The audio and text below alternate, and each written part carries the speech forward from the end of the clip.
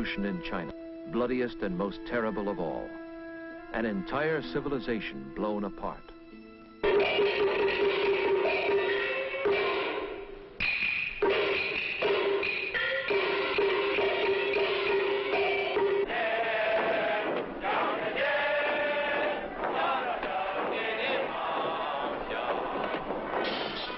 There are 700 million Chinese today, 1/4 of the human race, and they are taught to hate.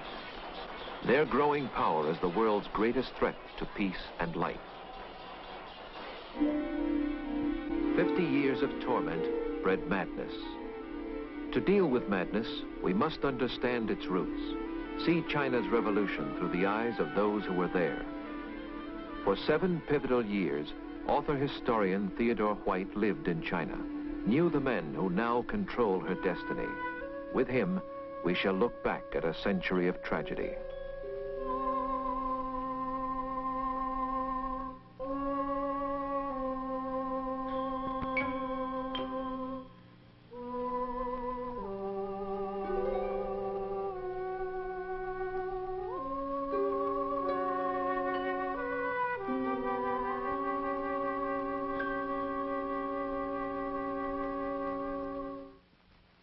For 18 years, we of the West have been excluded from China. We can pace along this barbed wire border at Hong Kong and try to squint inside or strain out sounds, but all we hear is echo of disaster, past and present.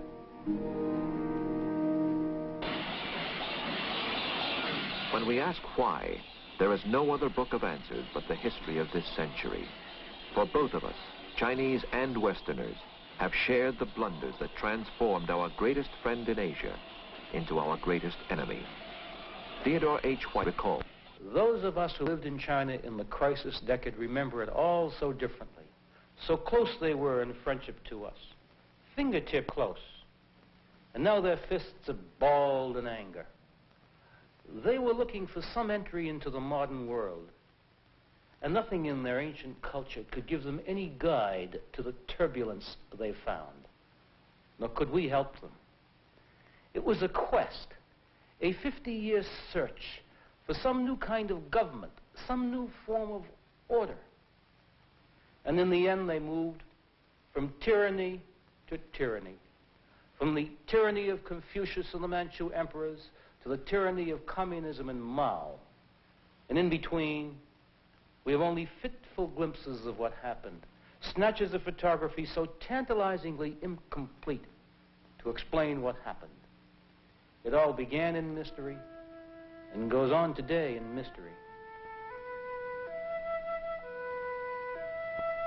For 2,000 years, we tried to read this Chinese mystery, but read it for a book of myths, entrancing age-old myths, brought back by travelers from beyond the mountain walls of Asia, where they had found a land of changeless wonders.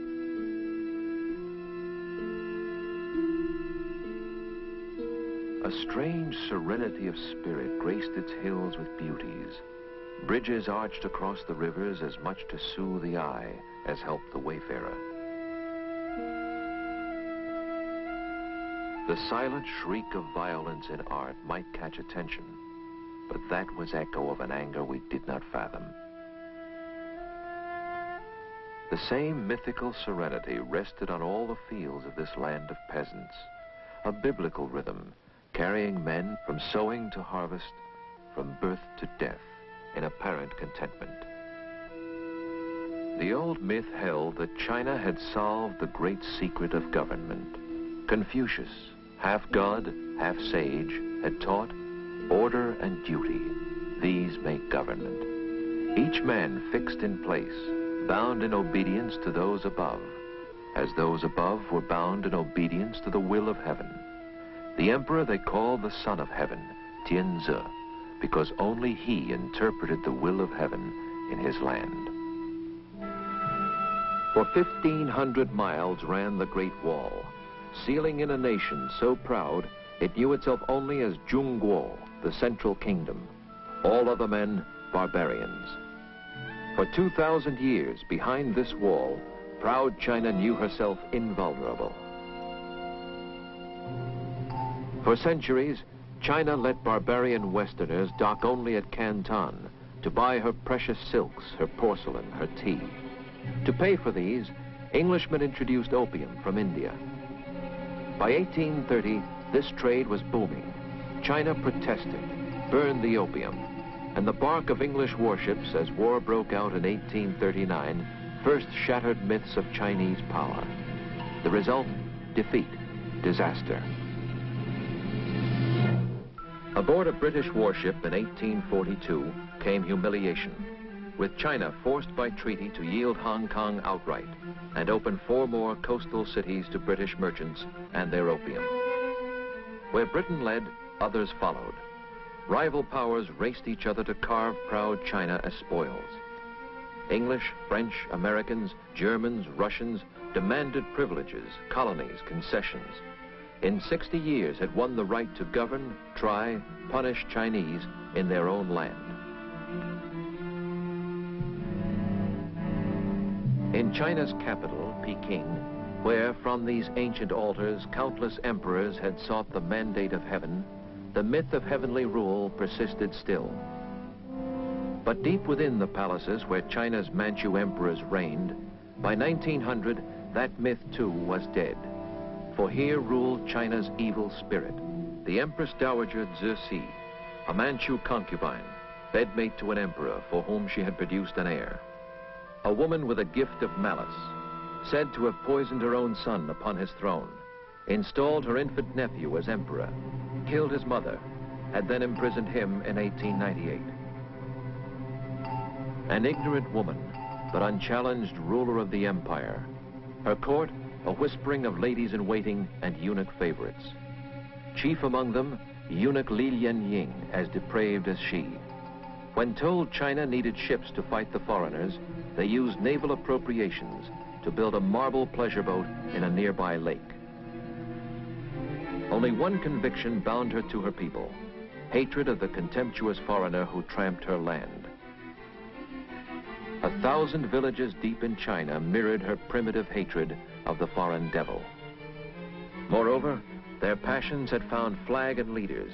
As a secret brotherhood, the Boxers began to flourish. Kill the white man, burn his mission, said the Boxers, claiming magic charms could make their bodies impervious to Western bullets. With the Empress' consent, in early 1900, they began to kill. One of America's great novelists, then a missionary child, was at the time in China. Miss Pearl Buck recalls, the Empress Dowager had issued an edict that all white people were to be killed, and many had been killed, especially in the north, in Shandong, where men, women, and children, missionaries and business people too, had been killed. But we were so fortunate because we lived in the province of Jiangsu, and we had a very good viceroy, an intelligent man, and he knew that it was folly for the old empress to think that she could gain anything by killing the missionaries and the business people, because there would be terrible retribution. And so he was so courageous as to insert a negative, a no, a not, into the imperial edict, so that it read, we were not to be killed. And that's what saved our lives. Here at Peking, within these massive walls, for almost 2 months, 3,000 foreigners and Christian converts gathered under siege to fight for life. Their sandbagged embassies a bastion against Boxer fanatics. From around the world, navies rushed troops to raise the siege. Britons, Americans, Russians, French, Germans, Japanese raced with field guns and modern rifles, whose bullets no Boxer magic could resist. Victory was swift, punishment ruthless.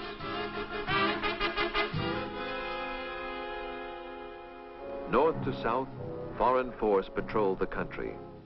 Japanese soldiers began to explore China's wealth and covet more. In the shadow of Peking's mighty ramparts, American soldiers tasted war on Asia's mainland for the first time and frolicked, China forever humbled.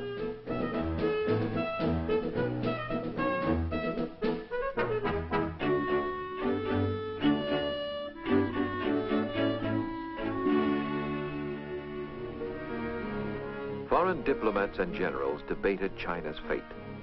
This land of endless villages, crowding each other against the skyline, was it really a nation or only a geographical expression? These peasants, was their recent outburst of passion a passing madness or something deeper?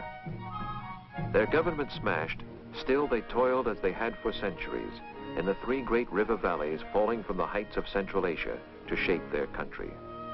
In the north, Manchuria and the valley of the Yellow River cradled one kind of Chinese for whom Peking, the Manchu capital, was their center. Here, dry northern wheatlands rolled over an unknown treasure store of minerals which Russia and Japan both sought. In the center, the valley of the mighty Yangtze with its key cities, Shanghai, Nanking, Hankow, Chongqing, where British and American power turned the wheels of industry, oiled the way of commerce. In the south, the third valley, the West River flowing by Canton to empty at Hong Kong in the sea. In the steaming Southland, peasants stooped in paddies to plant rice and spoke a dialect no Peking Chinese could even faintly comprehend. The coastal cities, where most Westerners lived, squirmed with jostling people, animal energy, humans used as beasts in street and field.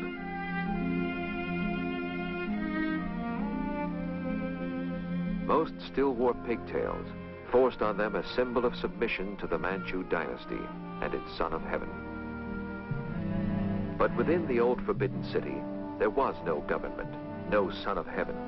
The aging Empress Dowager, her spirit broken by the Boxer War, lingered dying until 1908, and then, for all intents and purposes, the throne was empty, save for an infant of 3 years installed to sit in it. And then it vanished. Simply vanished. The Manchu dynasty disappeared overnight. Nothing like this has ever happened in all history. 2,000 years of tradition, the whole structure of the imperial Confucian political thought dissolving to dust. The Chinese give it a name and a date. They call it Shuangshi, double 10. The date being October 10, 1911, when a riot occurred in the Yangtze Valley which they couldn't suppress, and 5 weeks later, the regime had disappeared, the dynasty overthrown, never to reappear again in history. And out of this turbulence, there emerge two types of Asian leader, arch symbols, the man of guns and the man of ideas. And these two types, the gunman and the dreamer, have perplexed all our efforts in Asia for the 50 years since, and they still perplex and haunt all our policy even today. In Asian politics, gunmen rise first. General Yuan Shikai seized power at Peking, turned loose lesser generals to ransack provinces. Briefly, he gathered a puppet assembly, imported an American professor to write a constitution for a republic. But old ways were easier. Returning to Confucian order in 1915, Yuan named himself emperor, and 6 months later died. His rival, Sun Yat-sen, was the man of dreams. The dream of China, powerful, free of emperors and foreigners, made him from his youth a revolutionary. Students, teachers, merchants meeting in such secret headquarters joined his conspiracy. On postcards, he scrawled a rising sun, emblem of a new flag someday to be. For 20 years, he planned destruction of the Manchu tyrants, to see his dreams betrayed by Yuan Shikai. But his ideas were catching fire. In 1919, students throbbing to his fiery message, sick of chaos, furious at foreign pillage, angered by Japan's demands for more of China, filled the streets with protest riots. But students had no guns, ideas, no armies. Armies belonged to warlord generals, the heirs of Yuan Shikai. Power and force were theirs, whether trained to fight with Manchu broadsword or equipped with second-hand artillery. Laughable to Europeans, in China, such troops struck terror. Their purpose, simple, to rule by killing. For 15 years, a dozen regional overlords subdivided, morselled out provinces to lesser feudal warlords by the score. Warlord armies came in all shapes and weaponries, as colorful as such grotesque commanders as giant Zhang Song Jiang of legendary sexual appetite, Yan Xishan, the treacherous drug addict, Wu Pei Fu, lover of flowers and gardens. They never thought if it rained, they thought it was foolish to go out in the rain and fight. So if it was a rainy day, you were quite safe and comfortable. And then, of course, they all usually began at a certain time. They seldom began before 10 o'clock after everybody got his good breakfast and all that. They always took off for lunch. And then by sunset, doesn't matter how hot the battle had been, when the sun set, everything stopped and quieted down for the night. So you could get a good night's sleep and be ready to fight the next day. China watched such troops in shame, craving order, knowing sorrow. Overlord in Manchuria was Jiang Zuolin. Beginning life a common bandit, this scheming marshal had learned to mock all Chinese law, flout all patriotic need. Bribed by Japanese industrialists, protected by their garrisons, his soldiers let the Japanese aliens exploit this northern treasure land at will. Even the best of warlords, Feng Yuxiang, the Christian general who baptized soldiers with a fire hose, insisting cleanliness is next to godliness, groped in vain to find a spark to unify his nation. In every valley, town, and village, men trembled at the sight of warlord soldiers. Death came by twitch of trigger, in gusts of senseless cruelty. And life became so cheap that death itself became a spectacle.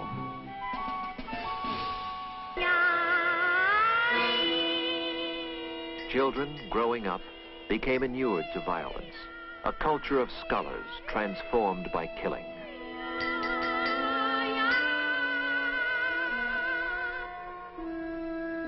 In flight from warlords, drought, and taxes, from loot and rapine, refugees knew that only in the colonies and concessions of hated foreigners could they seek safety.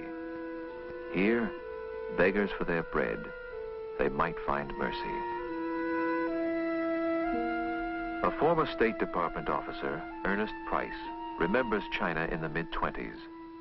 We hit the country at a time of terrific heat wave and at the same time drought in the great valleys. As our train pulled through this area, little boys at the stations would come out pot-bellied, spindle-legged, and holding out their hands and saying, "Da lao ye, da lao ye, please, master, please." We were horrified. We never had seen anything like it. And one of our legation officials said, "Now, boys, I want to tell you something. Don't let this get under your skin, this sort of thing. You're going to see a lot more of it in China."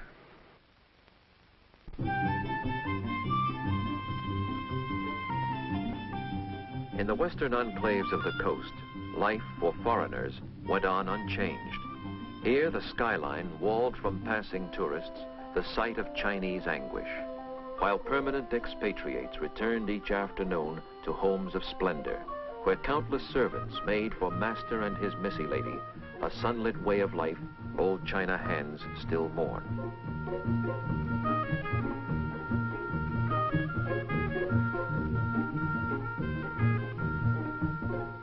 From Shanghai, foreigners controlled most Chinese industries, mines, mills, and railways. They set her tariffs, collected taxes. Prosperity rested as it always had on foreign guns and gunboats, within whose shelter Western pleasures undisturbed rolled on. At racecourses and at resorts, Chinese appeared, as always, servants only. At Western clubs, the tinkle of ice and cocktails rose above the muffled sound of warlord guns outside. Yet even in Shanghai, if one listened, one could hear another note. In the streets, students were calling for revolt, middle-class youngsters, yet their message caught the ear of workers, too. By 1925, a ferment unsettled every major city. symbol of all protest was Sun Yat-sen, who called on China to slay the dragon of imperialism.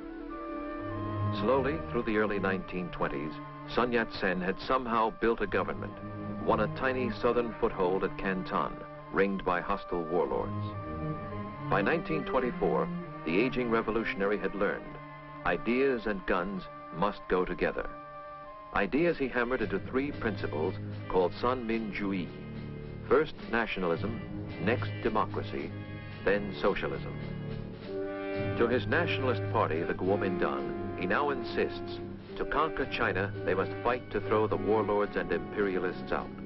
They will get guns, for he has found them. Spurned by the West, in 1923, he tells the New York Times, "We have lost hope of help from America, England, France. The only country that shows any sign of helping us in the South is the Soviet government of Russia." Flatly, this report concludes, the prevailing foreign estimate of Dr. Sun has been that he is a dreamer and therefore dangerous. Arch symbol of Russian help is Michael Borodin, veteran agent of the Comintern, who brings the guidance of the Bolsheviks to Sun's dreaming. Counseling, scheming, urging, the mentor communist becomes an all-pervasive influence, induces Sun Yat-sen to let the tiny Chinese Communist Party, 430 members, join Sun's nationalists. Sun gathers new-style Chinese officers to fight for country, not for loot. Of these, his favorite is Chiang Kai-shek. Sent hastily to Russia for training, Chiang soon returns, directs the Whampoa Military Academy at Canton, where patriots are trained by Russians to officer armies that will give the dream fresh muscle. Some scholars say that at this point, the Chinese leader recoiled at communism, prepared to break with Russia. But no one knows, for in March 1925, death cuts across the revolution. Sun dies of cancer. Mandarins, scholars, warlords, soldiers file by his bier in homage. All claim his message as their legacy, scuffle for his mantle.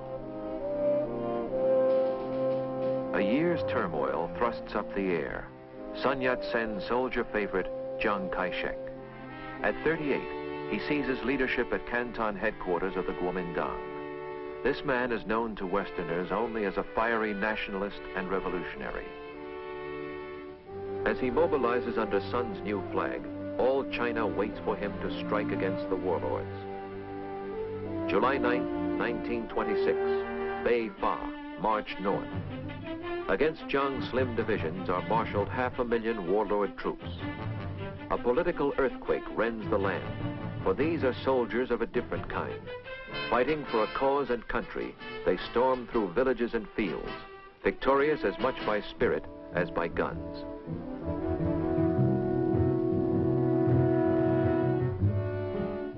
Accompanied by Borodin, a Russian staff, their wives, Chiang's headquarters pushes north by train. A forward fan of young revolutionaries, nationalist and communist alike, precedes the troops, calling to arms peasants and workers who surge to join the banners of the new day dawning. Among them, then unnoticed, is a communist intellectual, Mao Zedong, then 33, directing scores of peasant agitators to summon fury for the revolution. By fall, they take Hankow. The nationalist revolution moves its capital there, and then exultantly raids the British concession, burns down foreign buildings, tears down foreign flags. The tide rolls on, from Hankow down the river. In April, Chiang Kai-shek has reached Nanking, and then a pause. Chiang waits. Upriver in Hankow, left-wing leaders of the Kuomintang no longer trust their army's leader at the front. Borodin is urging, get rid of Chiang Kai-shek. In 4 short years, the communists have grown to 60,000 members. They urge the left-wing nationalists. No revolution is complete until peasants own their land, workers their factories. Chiang disagreed. Scholars of Chinese history still debate with enormous fury exactly what happened next and why. But I think it's the classic revolutionary question. Who gets power? To whom the fruits of victory? No one knows what went on in Chiang Kai-shek's mind, but I think one thing must have been clear to him. Either they were going to get him or he was going to get them.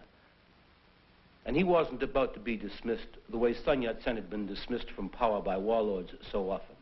It was a question of who would strike first, and he struck first. April 12, 1927 in Shanghai was the night of terror, as Jiang's troops rounded up and butchered hundreds of communists, students, union leaders, anybody they suspected. And when the day rose, he was in complete control of all the lower Yangtze Valley. And after that, for months and months through 1927, it becomes a great big bloody boiling stew as left-wing and right-wing fight and warlords get into the act and communists try to stage uprisings, and it all ends. It ends in tragedy. Because for so long, this country, torn apart, had waited for a government to give it unity and dignity. It expected so much of this revolution.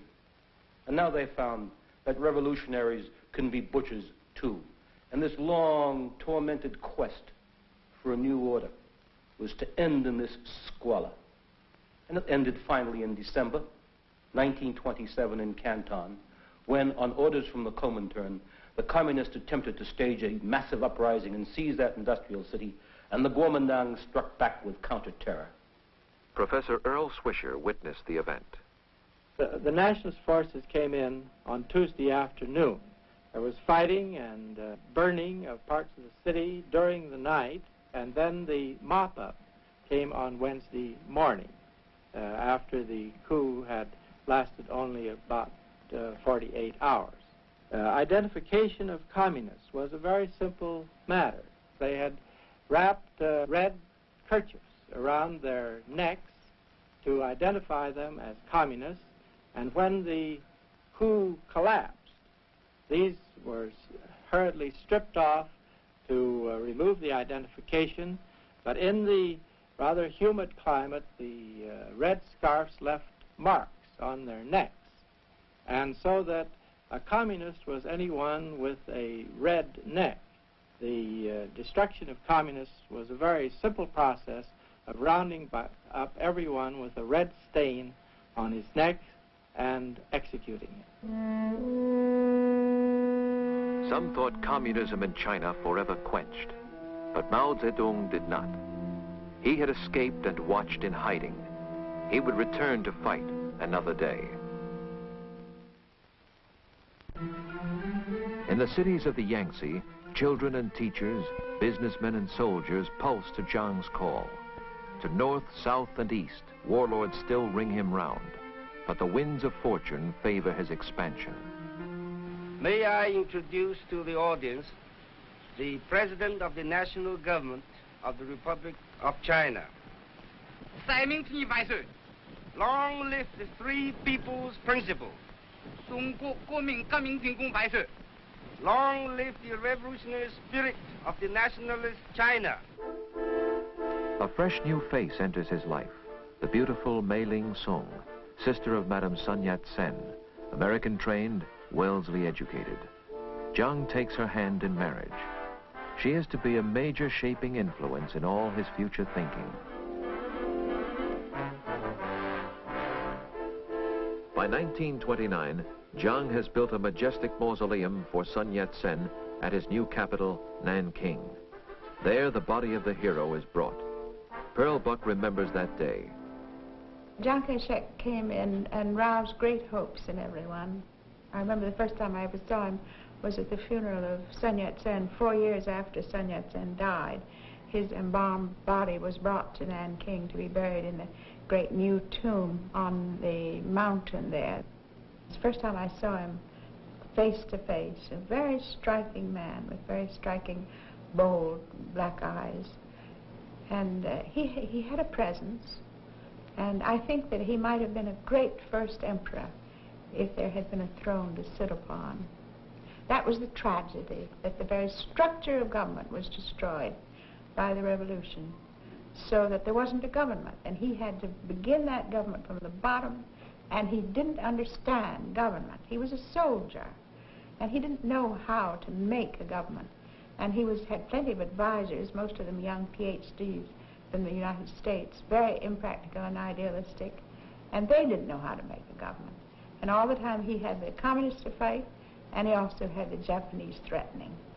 And it was a very difficult situation. I'm never inclined to blame him. To Westernize, this soldier's rule seems like the first firm government of China in many years. Jiang, too, is changing, for his wife, as much American in thought as Chinese, leads him to see the United States as friend, a source of loans and help. As new railways stretch their tracks across the country, the new Kuomintang order Jiang has brought begins to offer comfort and luxuries to the cities he controls. Industry booms, production soars. Engineers and young industrialists find, for the first time, careers opening to modern talents. Universities flourish, parade their graduates full of hope. In cities, department stores begin to offer Chinese taste of every modern wear. Modern dress takes subtle hold on Chinese fashion, while rich Chinese, in centers like Shanghai, begin enjoying privileges until now saved for foreigners.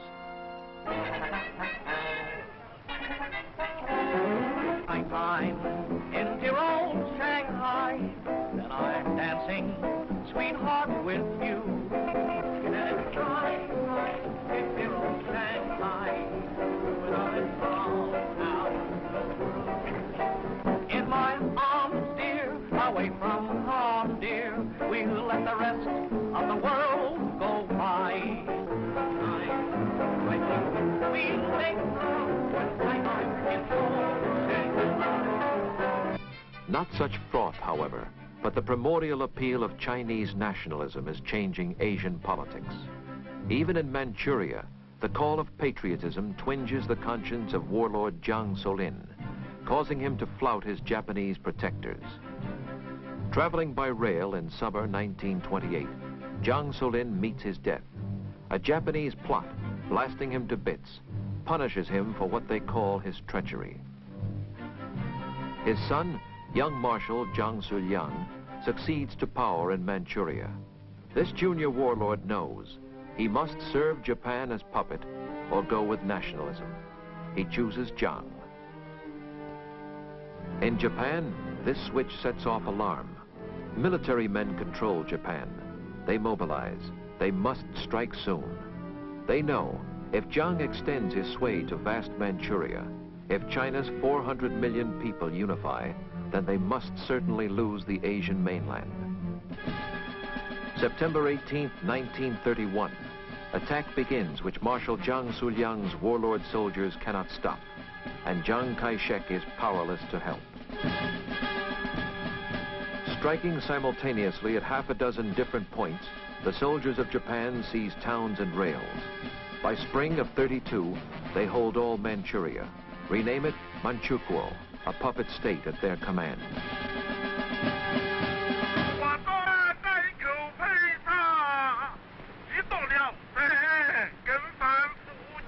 Rage sweeps China.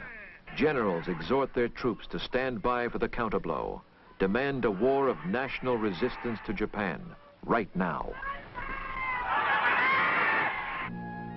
For Jiang, the problem pinches. His foot soldier armies may be stronger than old warlord armies, yet they lack tanks, have old artillery, are just beginning to understand the airplane. He knows they cannot match the modern weapons of Japan. Not only that, he leads a nation still divided. The communists, struck down for good in 1927, have somehow swelled by '32 to major force again. It was as if a ghost had risen from the dead. When Mao had fled in '27 with his 1,000 communist zealots, he was already disgusted with Borodin and clumsy Russian doctrine. He felt the key to revolution in Asia lay in the peasants of the countryside, not the big city proletariat. 80% of all China's peasants lived in bleak and filthy villages, treated like brutes, imprisoned by officials, landlords, loan sharks, and Mao's idea was simple. Turn the hidden peasant anger against the local gentry, the local rich, as well as the unknown foreigner. Let terror claim revenge by stealth and night. Use pitchfork, guns, knives, grenades. Give guns to anger. And out of this idea, he created this black miracle of his, the doctrine of partisan warfare. Divide the land among the landless. Rip out roads, bridges, railways, so that formal armies will have to slog on foot, dissolve in garrisons, bog down. Transform the countryside into a total environment of hate. Let women, children, everyone not be afraid to die. It was political warfare raised to the nth degree, and by 1932, he controlled a good chunk of the two provinces of Hunan and Jiangxi and claimed the loyalty of 9 million people. Jiang insists he cannot resist Japan unless he first has crushed this enemy within. From 1930 to 1935, he drives his troops to fight. His narrow military politics sees only one solution. Force must root out Mao's ideas with bayonets. With communism, no compromise. Year after year, this civil war goes on as expedition after expedition grinds into failure in peasant ambuscade, guerrilla war.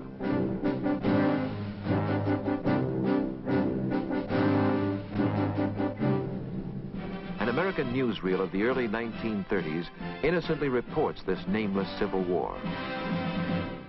Troubled China turns on the enemy within her gates. These bombing planes of the Nanking government get ready to attack the rebel strongholds in Kiangsai. Contact!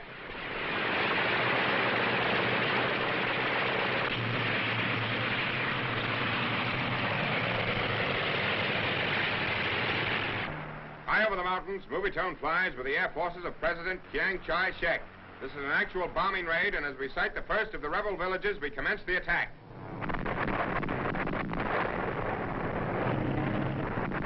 Chiang Kai-shek is making desperate efforts to unite the various provinces of China, many of which are torn by internal dissension. And if he can't do it one way, he tries another, including bombs.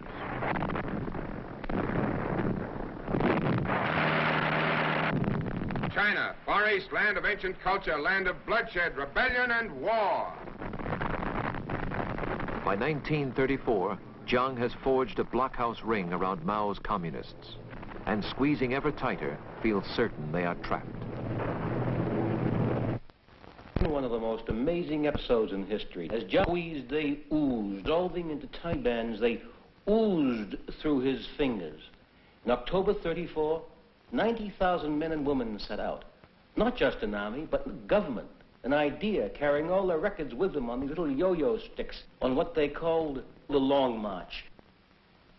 It's a 1,000-mile trek they made from Jiangxi in Hunan, south to Guizhou and up to the Guizhou Plateau, and up across the foothills of Tibet, and then down again out of the mountains, down into Shanxi, where in these dry and windswept hills, they made their base.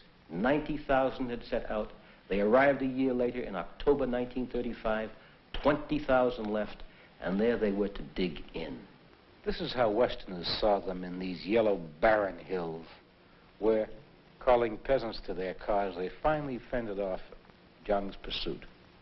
In 1936, however, Mao's line changes. He calls for unity against Japan. Rich and poor must stand together, an end to civil war. Nationalist, communist, warlord, all must stand as brothers against the alien threat. This new line appeals to millions, but not to Chiang Kai-shek. He, his inner councils, and his generals persist. Final mop-up of the communists must still go on, entrusted now to friendly warlords in the north. Yet mysteriously, this final mop-up stalls. The most important front against the communists is held by soldiers of Manchuria, driven out by Japanese. These homesick troops have little stomach for killing other Chinese. Led by young Marshal Zhang Suliang, they itch to tackle Japanese. In December 1936, Jiang flies off to see the young Marshal in Xi'an, to flog him on to sterner effort. In Xi'an, however, communists have convinced the young Marshal that civil war must stop. Then there happens one of those episodes that sound as if they were written in the book of make-believe. And again, we have no photographs because No one invites a photographer to witness a kidnapping, which was what happened next. Jiang was there to urge them to fight the communists, and on the night of December 11th, he was sleeping in a villa outside of town when he was awakened by gunfire. And the young marshal and his troops were shooting their way into his villa and trying to kidnap him.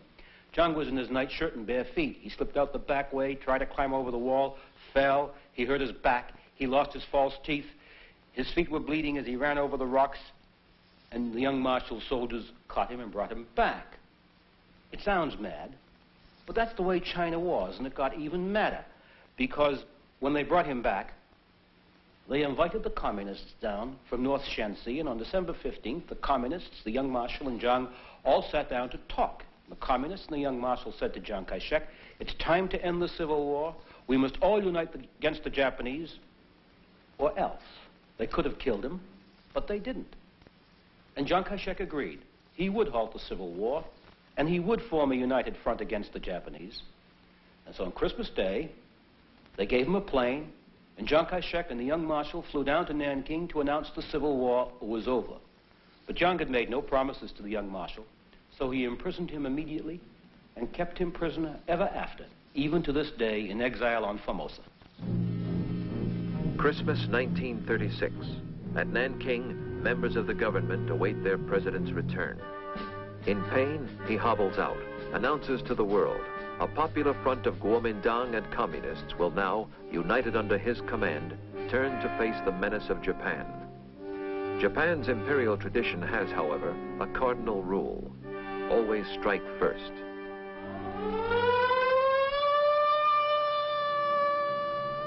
July 1937. The war is on. The Japanese now seek total conquest, not just another chunk of territory. They blast the heart of China in the Yangtze Valley, with Shanghai first to take the shock. The Imperial Navy shells Shanghai at point-blank range. A century since Britain first blasted China open. A generation since the bloodshed of the Boxers. Babies have grown to manhood without a year of peace. For 25 years, China has lived with warlords, guns, and terror. But now it must drink deeper of the cup of bitterness.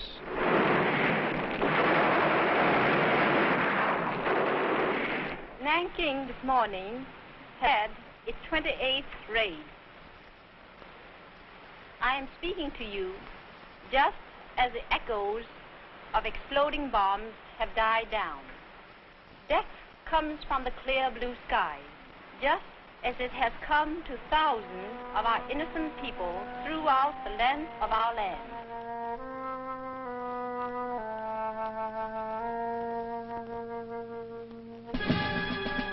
November, Shanghai falls. December, Nanking is sacked and raped. Through winter and spring 38, the Japanese push up the Yangtze, destroying the decade-long achievement of Chiang Kai-shek, ravaging the cities on which all future hope of nationalist China rests.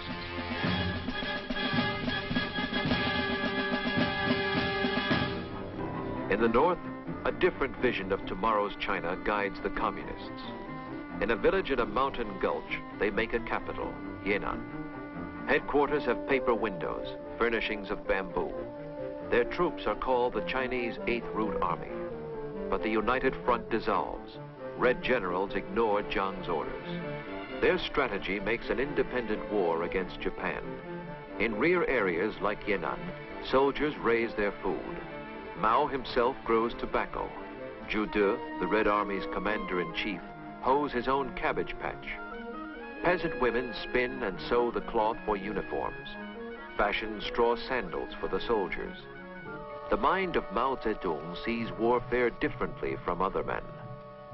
I remember Mao Zedong saying to me that Americans thought the communists would lose, that they saw the communists in the hills of Yan'an walking around with straw sandals, a ragamuffin army, and he said that any wise European who had seen George Washington's people at Valley Forge would have said that George Washington was going to lose. He said, "It's true," he said, "that the Japanese and Chiang Kai-shek have electricity, airplanes, tanks, and we have nothing," he said. But then he said, the British had all those things, and George Washington didn't have electricity, And yet George Washington won, and you suddenly realize with a start that Mao Zedong was not really sure of when and in what century electricity was introduced.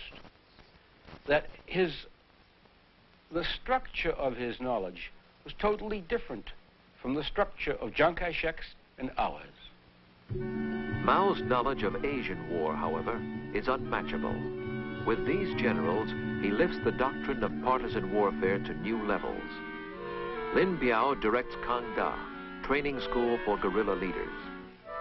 Zhu De deploys guerrilla bands hundreds of miles in Japan's rear. The people are the sea, says Mao Zedong. Guerrillas are like fish who swim in the sea. Within a year, such troops gather 200,000 peasant soldiers. The Japanese may seize cities, but the 8th Route Army holds all North China countryside about them. In the Yangtze Valley, however, all through summer '38, fortress after fortress of Chiang Kai-shek falls. The Japanese crunch on. By October, his last 2 citadels are doomed. First Canton, then 4 days later, Hankow falls. Killing prisoners, spreading horror where they go, the Japanese convince themselves that sheer stark terror will now at last persuade the nationalists to quit. The war is won. Yet still their prey eludes them. From Hankow, Jiang has planned retreat. His government is to settle at Chongqing, in China's deepest mountain fastness, Sichuan.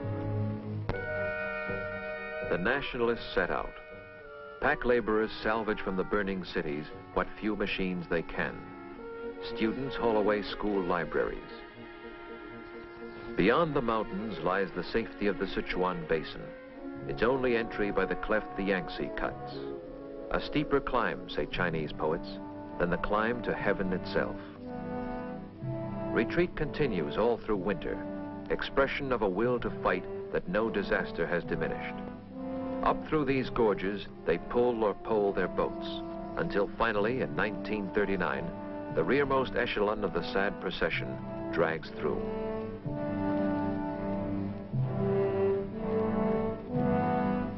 Behind, they scorch a trackless belt of no man's land to guard these last interior strongholds from the Japanese. Chongqing is now the wartime capital, a city of another age, almost unchanged in sight or smell or sound from Manchu China. And here, among these backward peasants, the government digs in. Spurning all Japanese peace proposals, the Chinese brace themselves for certain havoc. And in the spring of '39, it comes.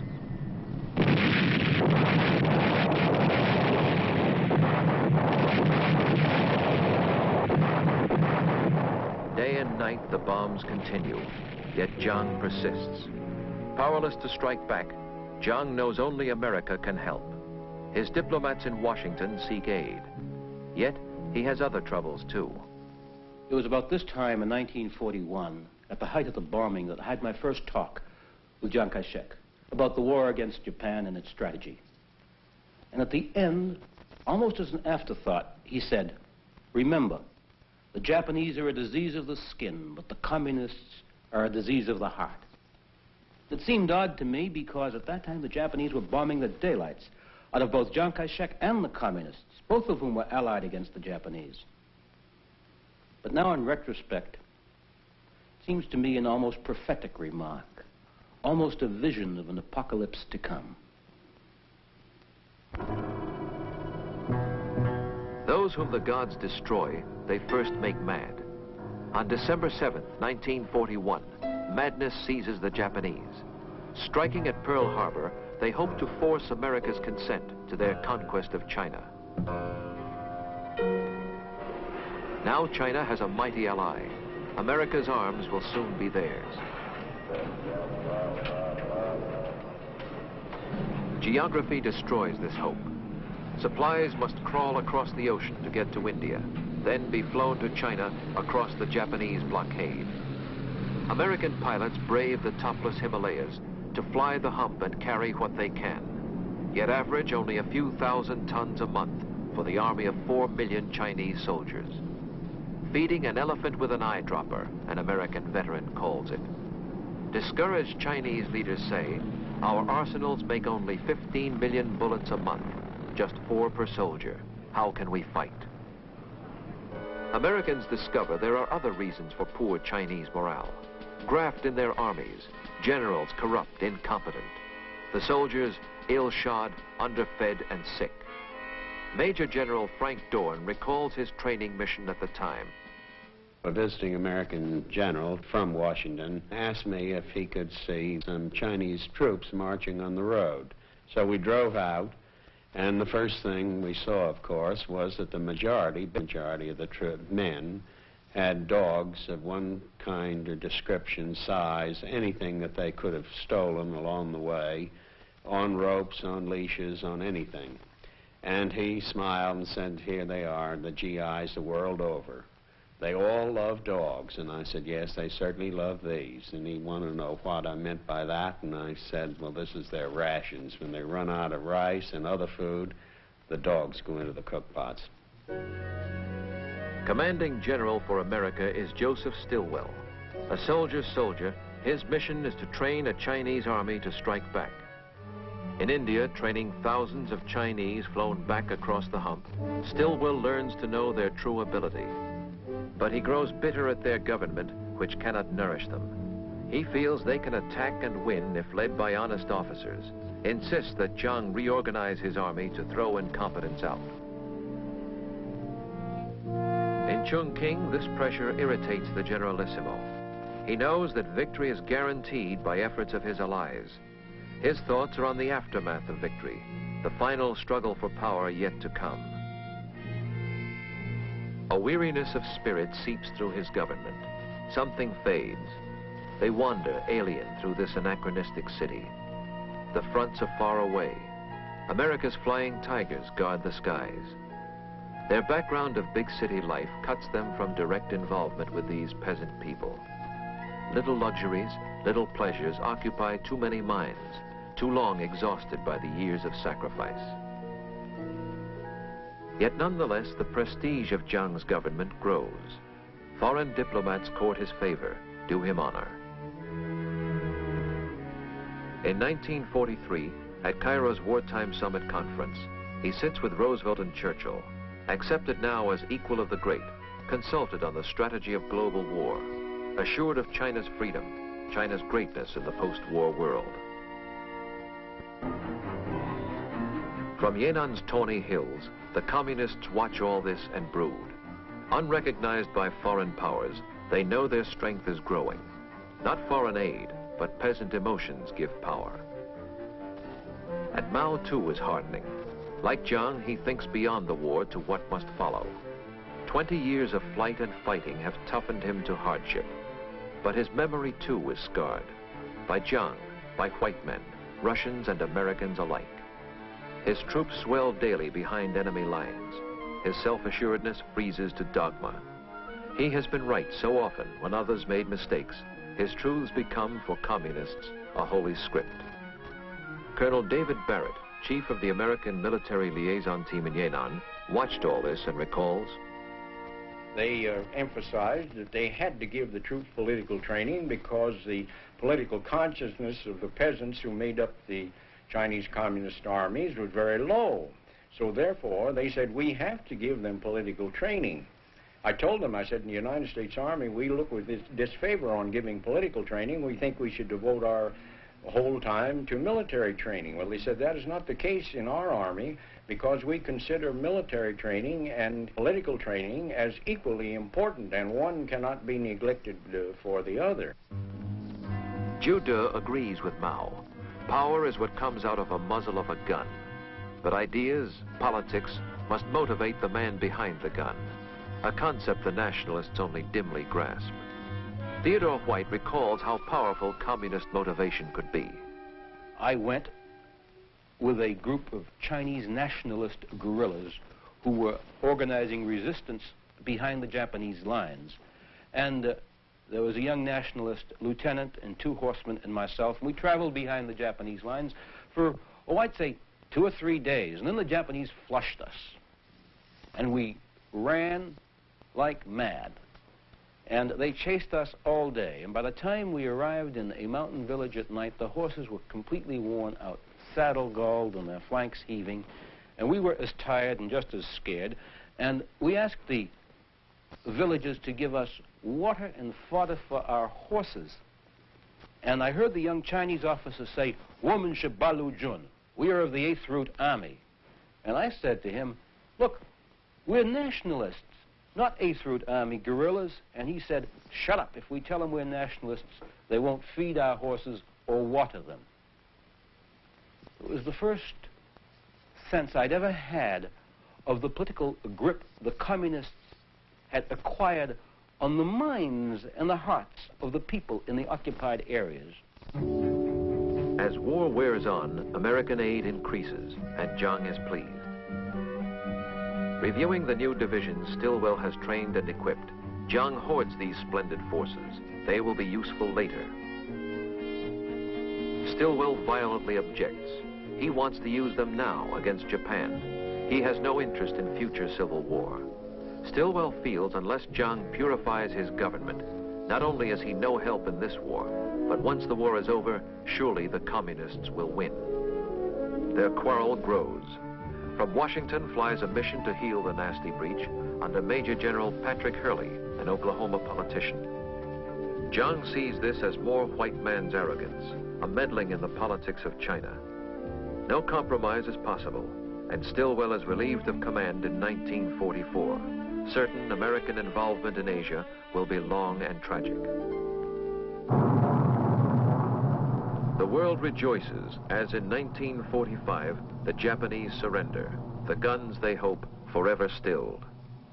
To sign the document of surrender aboard the Missouri, the Allies, America, England, Russia, invite Japan's first victim, China. In their eyes, China's only spokesman is Chiang Kai-shek, who sends nationalist generals to represent his people. The communists are absent. For Chinese, this is but the curtain to an act, the climax yet to come in clash with communists. To stop this dreadful prospect, General Patrick Hurley, now named ambassador, flies off to Yan'an. He urges Mao, "The war is over, let there be peace. Let Mao and Jiang divide the country politically, but unify both rival armies under a central government. America will underwrite the deal." Hurley puts a plane at Mao's disposal to explore the proposition in Chongqing. Thus, Mao arrives on the first plane flight he has ever taken. His safety guaranteed by Americans, this is his first face-to-face contact with the Kuomintang since the killings and uprisings of 1927. 6 weeks of negotiation will produce apparent agreement, as Jiang plays host to Mao before departure. The plans that lurk behind their smiles, however, deceive all Western eyes. For in the field, a race is on. Across the land, the broken Japanese must sign defeat, yield cities, garrisons, and guns. But which Chinese will take the guns and occupy the cities, communist or nationalist? The nationalists, with all the transport of America at their disposal, emplane their troops to seize the cities of the Yangtze Valley. This ease of movement will lead them on to larger appetite, dispersion of their forces up from the Yangtze to seize the cities not only of North China, but beyond, Manchuria with its vital industry and rails. Nor will the communists sit still.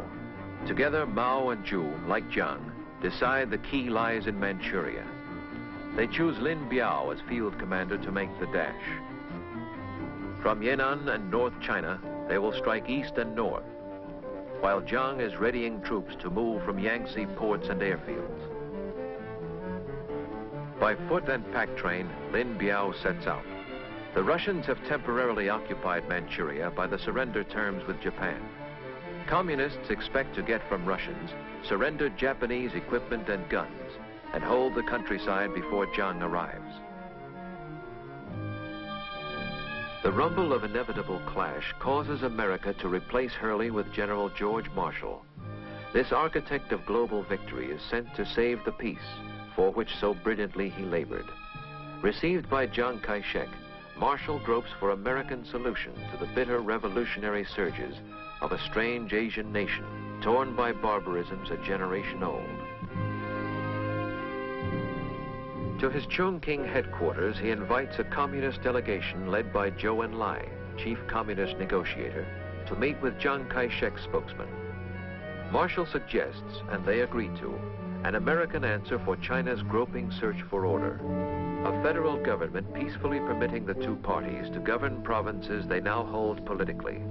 Freedom of speech permitted everywhere, and disputes resolved by talk, not guns. In January 1946, both parties celebrate a truce with a handshake. No paper truce, however, can mend a nation ripped apart by 50 years of killing. Within 2 months, troops are on the move again.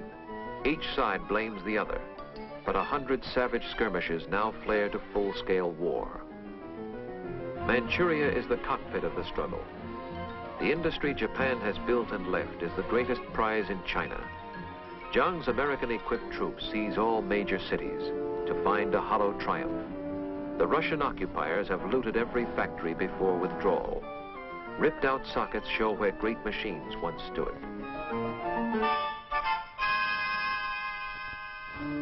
For Mao, the fighting in Manchuria is prelude to the climax of his theories. The day when guerrilla bands group into formal armies and shove frontal combat at a weary enemy. He fights for more than safety now. His ambition seeks to mold all China to his theories. I asked Mao Zedong what their policy was with regard to freedom of the press, and he said they believed in absolute freedom of press and absolute freedom of speech, and it wasn't going to be like Chongqing when they won. Everybody would have the right to say whatever he felt. There wouldn't be censorship the way Chiang Kai-shek had in Chongqing. So I said, you really mean that? And he said, of course we mean it. And I said, do you mean that if you come to power, anybody will be able to print anything he wants in a newspaper or publish any newspaper he wants? And Mao Zedong said, of course, he said, except for enemies of the people. Nor did he ever define, and I was too young to ask him to define what he meant by enemies of the people. Obviously, now it means anybody who disagrees with him. In summer 46, Jiang returns his government to Nanking, and once again, as 17 years before, reports the victory of his cause at Sun Yat-sen's mausoleum. The fighting in the north is only distant thunder in the Yangtze Valley. American advisors urge he seize this moment to win the hearts and firm the loyalties of his people by new reforms. Thus, in Nanking, Jiang convenes a Congress to write a modern constitution, in one last try to govern China by the order Sun Yat-sen has preached. But the thrust of all his background is still military. His troops must win by force of arms. With American arms, he feels the communists can be crushed, but his troops dig in to garrison rail junctions, cities they have occupied. American advisors insist such static defense is major error. They say he pins down his best divisions where communist guerrillas will isolate them. Queen city of Jiang's victorious China is Shanghai, restored at last to Chinese rule, all foreigners' concessions wiped out. While battle flares in the northern provinces, Shanghai seems to thrive.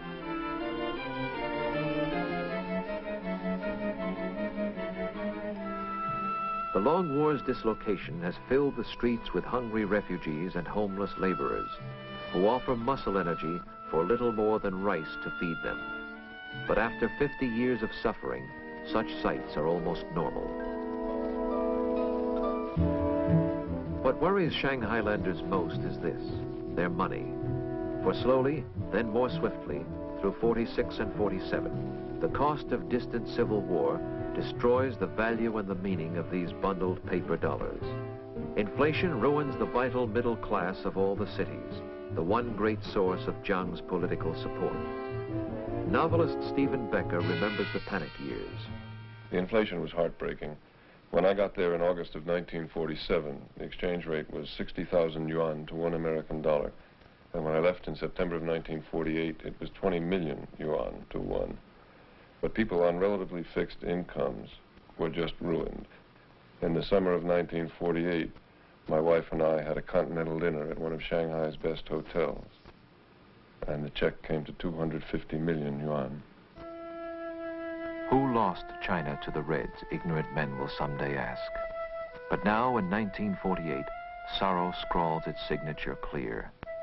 Too many years of death and flight, too many dreams betrayed. In 50 years of barbarism, a gangrene of the spirit has set in, erasing pride and will and hope. Peace, whisper the communists to weary minds. Peace. An end to roaming. Now submit. Peace, they say, accept our mastery. And peace. Land, they say, to landless peasants, refugees. Join us, they promise, and the land will be divided. All through China slip their cadres, calling meetings to share out the landlord's fields, which soon they plan to snatch away again. In summer 1948, Mao makes his master move. Assault by frontal armies in Manchuria. Guerrilla bands emerge from hiding, form up in full divisions, equipped with captured tanks, artillery, and guns. Jiang's garrisons are isolated by ruptured railways, hostile peasants. November 1948, Manchuria falls. Panic begins among the cut-off nationalist garrisons in North China. Surrendering by scores, then thousands, then full divisions, the equipment America has given them falls to the Reds. To America, her second homeland, flies Madame Chiang Kai-shek in November 48 to make a last appeal for further help. But Harry Truman has had enough. Reluctantly, he tells her American involvement must end.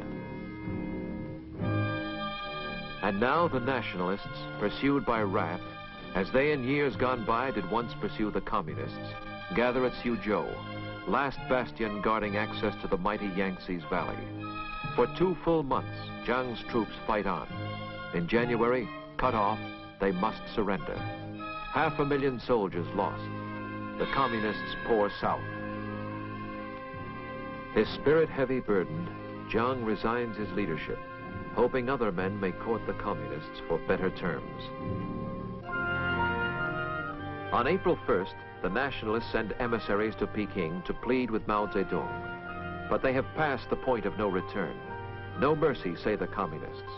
The new mandate of heaven requires all nationalists to lay down arms within 3 weeks. 3 weeks later to the day, the communists uncoil to cross the Yangtze. First target is Nanking, the hallowed capital of the Kuomintang. But in that capital, the will to fight has turned to dust. No man will stand the ramparts. Abandoning positions, troops trudge away as silent people stand and watch. Too many warring armies have passed this desolate way to make them want to fight for any faith or any politics. No mainland refuge now remains, and fleeing nationalists embark what troops they can to cross the ocean for the island of Formosa.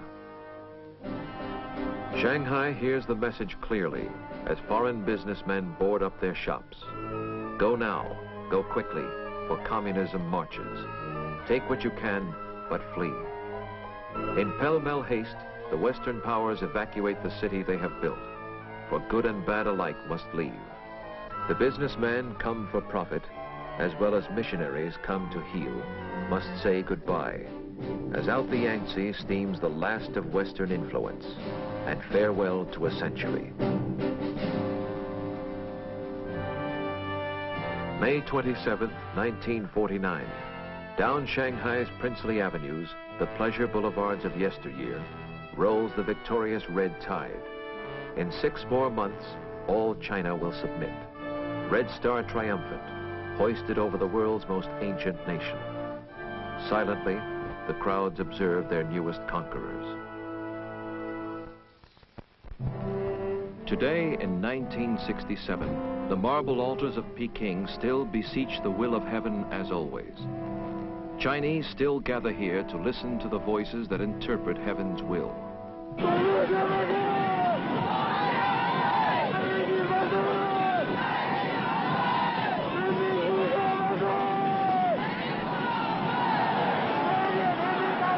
18 years, this man alone has tried to shape their thinking, has offered them his universal truths, a dogma changeless as Confucius, to freeze their muffled discontent and end their quenchless modern turbulence.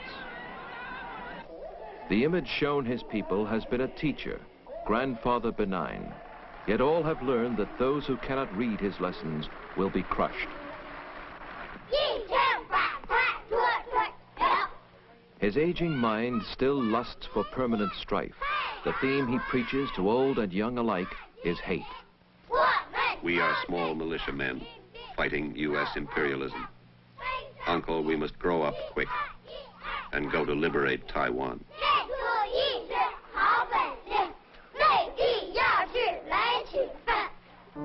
Taiwan, the object of their hate, we call Formosa. This rocky island, 90 miles off the mainland, has many meanings. To statesmen, it is the last remaining redoubt of the Kuomintang, where Chiang Kai-shek with American arms has re-equipped an army 600,000 strong and dreams reconquest. But Chiang is pawned to American policy. He cannot move these troops or fuel them unless America lets him do so. Now 80, Chiang Kai-shek bespeaks for mainland China another threat. To Formosa in his flight, Chiang has carried the ancient Imperial Museum of Peking, the treasures of 800 years of Chinese art, symbol of another China, beauty past. It is this echo of the past that has bedeviled Mao, who seeks erasure of all past. Yet how Mao's struggle goes, we cannot tell. At the American consulate in Hong Kong, there are cascades, mountains, piles of translations that come in from the Chinese. And these are sandy, gritty, gravelly little bits of information that are meaningless because we don't know who does what to who in Peking. We don't know how they think or how they make up their mind, because no matter how hard we study China, we cannot predict such a thing as the Great Leap Forward in 1958. We can't predict such a thing as the Red Guard purge of 1966. It's as if there were a struggle of sea monsters going on, deep, deep beneath the surface of our vision. And only these bubbles come to the surface to tell us that these are terrible struggles, but we don't know what they're struggling about. Today, in total ignorance, we strain to know of China, as once our ancestors strained to peer across the mysterious wall, not knowing myth from fact. We know industry grows. Steel production swollen 10 times to 12 million tons a year. Light industry soaring. But what comfort it gives the people, we cannot judge.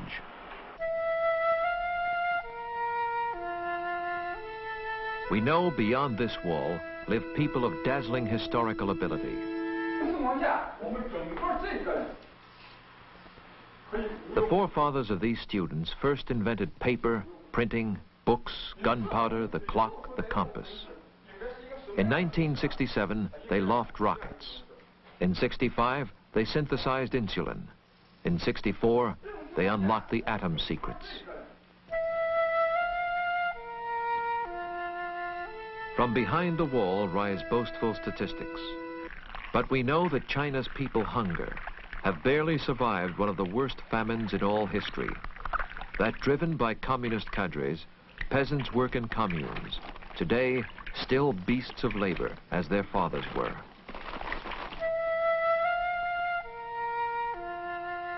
Within these walls, tyranny has tried to reach beyond the body, to the inner recesses of the soul. I woke at midnight and saw my little brother smiling. I asked him why he smiled, and he said, I dreamed of Chairman Mao.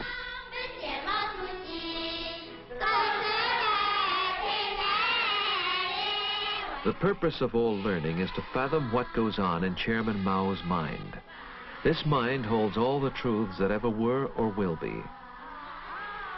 Neither age, nor place, nor class has allowed escape from pounding, the chanting of Mao's litany in railroad stations, in stores, at work. Even those who built the wall so long ago must be forgotten, they have been told. No history but Mao's. The aging leaders who shared the hills of hiding 40 years ago, trekked the long march, withstood Japan, America, the Kuomintang, must now again pass judgment on their revolution. They writhe and split.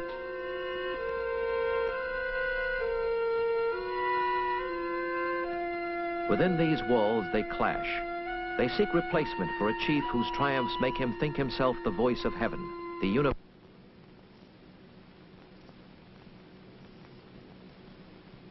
This is their bomb. In 10 years' time, there will be more. The nightmare problem of our time shapes clear: to reach the minds of Mao's successors with reason, before unreasoning bombs take up the dialogue.